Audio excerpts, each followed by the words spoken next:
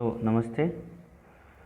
हम पढ़ रहे थे राजस्थान का भूगोल और राजस्थान के भूगोल के अंदर राजस्थान की जलवायु का टॉपिक हमने स्टार्ट किया था।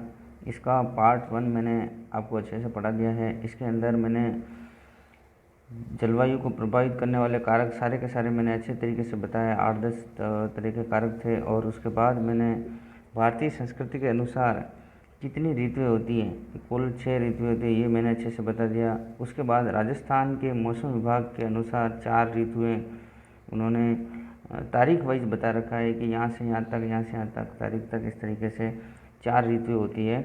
और इसमें जितने भी छोटे छोटे पॉइंट थे वो मैंने काफ़ी अच्छे से डिटेल के साथ बता दिया। अब मैं आज आपको जलवायु वर्गीकरण जो 4 भाग से हैं और उसमें सबसे इम्पोर्टेंट जो 3 वैज्ञानिक के अनुसार दे रखा है वो हम आज अच्छे से पढ़ेंगे। जैसे सामान्य वर्गीकरण और एक व्यक्तिगत वर्गीकरण। सामान्य वर्गीकरण 5 जलवायु प्रदेश हैं और व्यक्तिगत के अनुसार 4 जलवायु प्रदेश हैं। और 4 जो जलवायु प्रदेश हैं उसके अंदर 3 आपके एग्ज़ाम के अंदर आपके भूगोल वेदा हैं या फिर वैज्ञानिक हैं जिनका आपको क्वेश्चन आता ही है। इसलिए इस वीडियो को आप लोग बिना स्किप किए अच्छे से देखिए और अपने नॉलेज को बढ़ाइए। देखिए, सामान्य वर्गीकरण मौसम विभाग के अनुसार कुल 5 जलवायु प्रदेश हैं और इनको वर्षा के आधार पर डिवाइड किया गया है। जो वर्षा की औसत मात्रा है वो कहाँ से कहाँ तक है, ये सारी की सारी मैं आपको सेंटीमीटर के अंदर बता रहा हूँ। अगर आपको ये मिलीमीटर में दिया जाए तो जो भी आपको दे रखा है उसको आपको 10 से मल्टीप्लाई कर देना है, गुणा कर देना है। अगर जैसे आपको 20 सेंटीमीटर दे रखा है तो मिलीमीटर के अंदर वो 200 मिलीमीटर हो जाएगा। और मिलीमीटर में दे रखा है तो 10 का भाग लगा देना है, डिवाइड कर देना है, तो वो सेंटीमीटर में बदल जाएगा। इसमें ज़्यादा कोई रॉकेट साइंस नहीं है। देखिए, सबसे पहले सामान्य वर्गीकरण की बात करेंगे। सामान्य वर्गीकरण 5 तरीके का है। एक शुष्क जलवायु प्रदेश जहाँ पे 0 से लगाकर 20 सेंटीमीटर तक वर्षा होती है, जैसे जैसलमेर का एरिया आ गया। आर्द्र शुष्क जलवायु प्रदेश 20 से लगाकर 40 सेंटीमीटर तक वर्षा होती है, ये जोधपुर का एरिया आ गया। ये दोनों के दोनों थार मरुस्थल के प्रदेश कहलाते हैं। उप आर्द्र जलवायु प्रदेश जहाँ 40 से लगाकर 60 सेंटीमीटर तक वर्षा होती है, अजमेर का एरिया कहलाता है, ये अरावली क्षेत्र के अंदर आ गया। आर्द्र जलवायु प्रदेश जो 60 सेंटीमीटर से लगाकर 80 सेंटीमीटर तक सवाई माधोपुर तक के एरिया में ये बारिश होती है, इसको हम लोग पूर्वी मैदान के रूप में देखते हैं। और अंतिम जो 5वां है अति आर्द्र जलवायु प्रदेश जहां 80 से लगाकर 100 सेंटीमीटर तक वर्षा होती है, झालावाड़ जिला ये इसके अंदर इम्पोर्टेंट रहता है। और ये दक्षिण पूर्वी पठार का क्षेत्र है।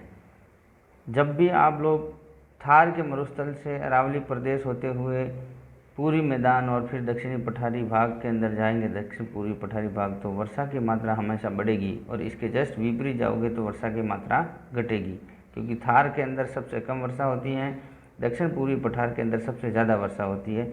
ऐसा आपको याद रखना है। व्यक्तिगत वर्गीकरण 4 भाग हैं आपके जलवायु प्रदेश के, और 4 भाग इन 3 आपके सामने लिखा हुआ है।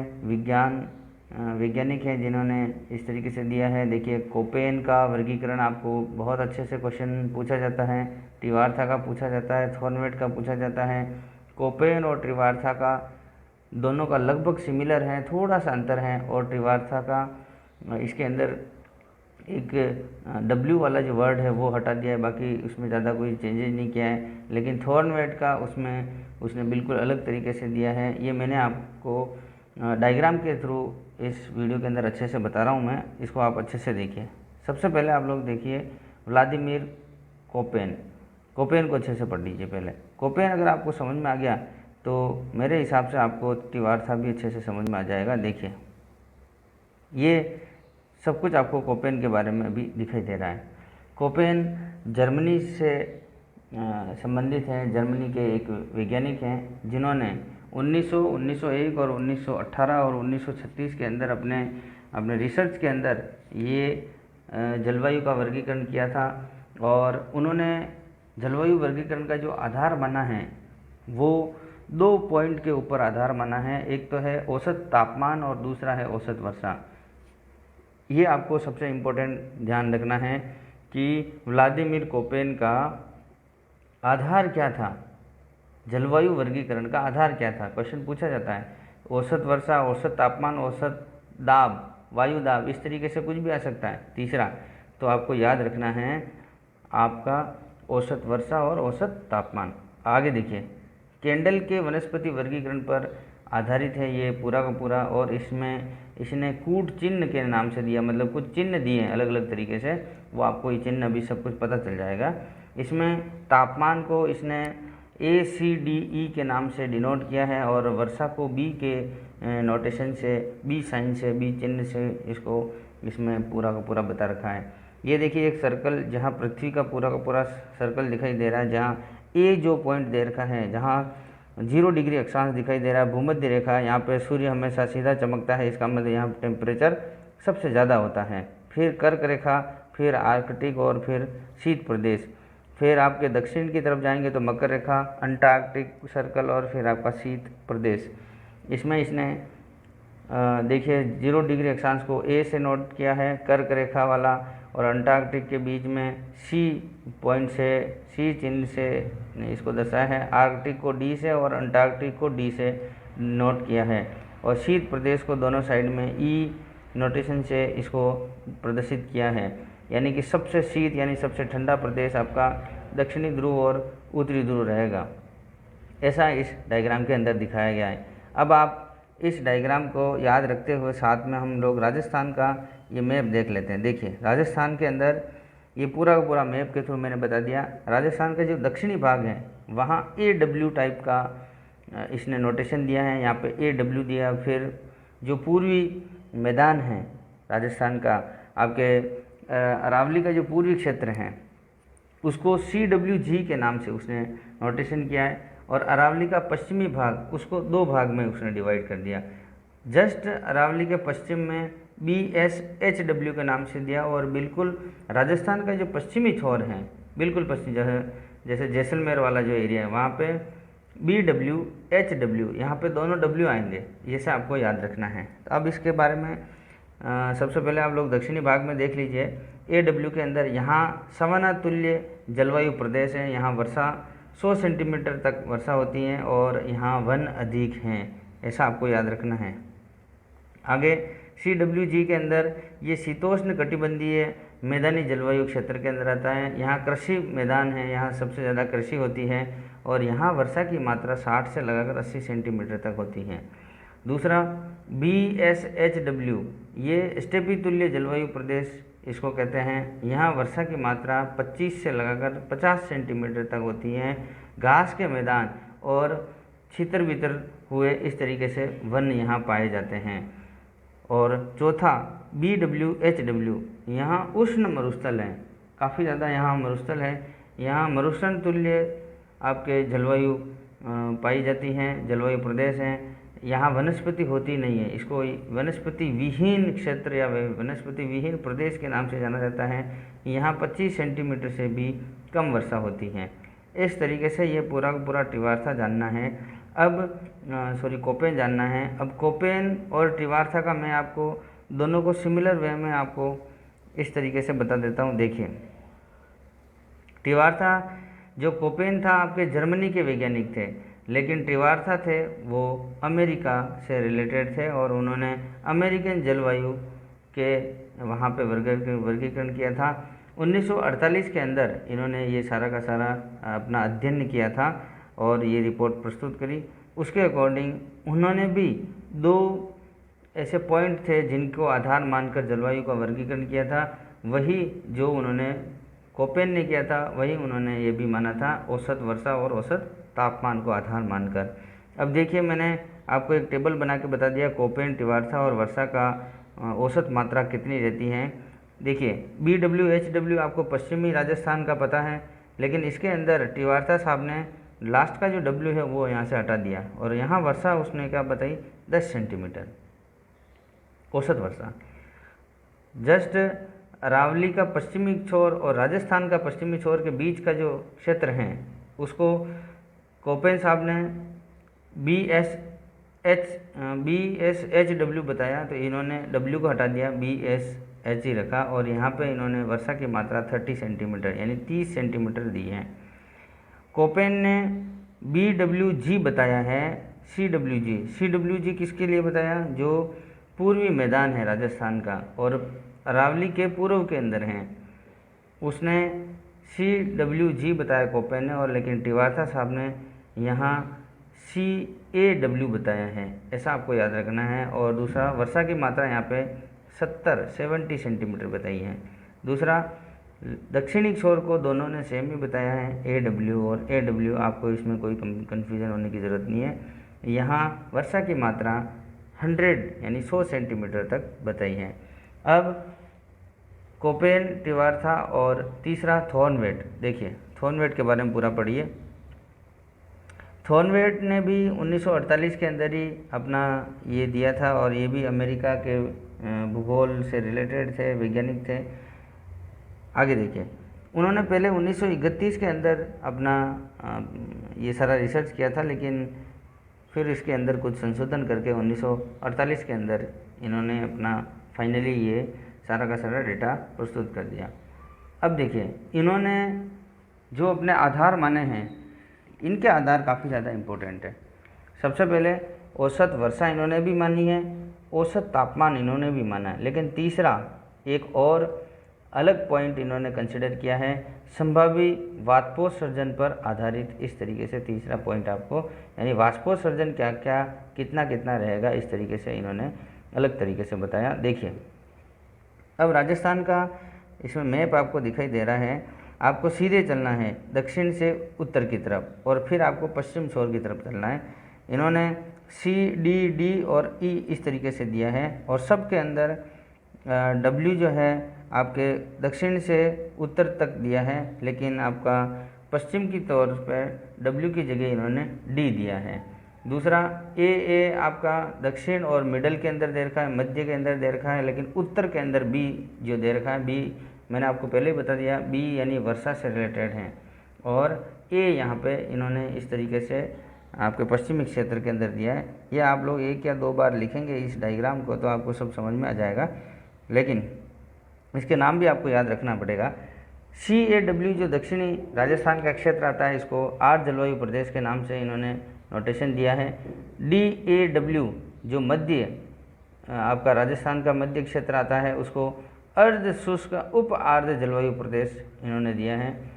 सबसे ऊपर उत्तर का जो क्षेत्र है उसमें DBW दिया है, यानी मिश्रित जलवायु प्रदेश। और पश्चिमी राजस्थान का कुछ क्षेत्र आया जिसको शुष्क जलवायु प्रदेश के नाम से इन्होंने नोटेशन दिया है।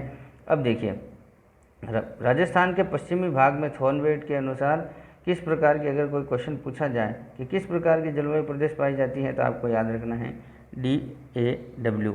ए के बीच में यहाँ पे डैश लग रहा है, ऊपर हाइफन लग रहा है, तो आपको याद रखना है इस तरीके से। अब कुछ जो टर्मिनोलॉजी है, कुछ ऐसे एक एक वर्ड होते हैं, उसका क्या मीनिंग होता है, जैसे समवर्षा, समदाब, तापांतर, ऐसे शब्द आएंगे तो उसका क्या मतलब होता है। देखिए, सबसे पहले देखिए समवर्षा रेखा, समान वर्षा वाले प्रदेश, जहाँ प्रदेश या स्थान जिनको मिलाने वाली एक काल्पनिक रेखा होती है, हम ऐसा मान सकते हैं, उस काल्पनिक रेखा को ऐसा मानते हैं कि समवर्षा रेखा कहलाती है। राजस्थान में 50 सेंटीमीटर जो समवर्षा रेखा है वो अरावली के समांतर है, ऐसा आपको याद रखना है। लेकिन ऐसा आपको याद रखना है कि अगर बराबर भागों में बांटने वाली और लगभग बराबर भागों में बांटने वाली राजस्थान की समवर्षा रेखा कौन सी है, तो आपको दोनों में कन्फ्यूजन नहीं होना है, दोनों अलग अलग है।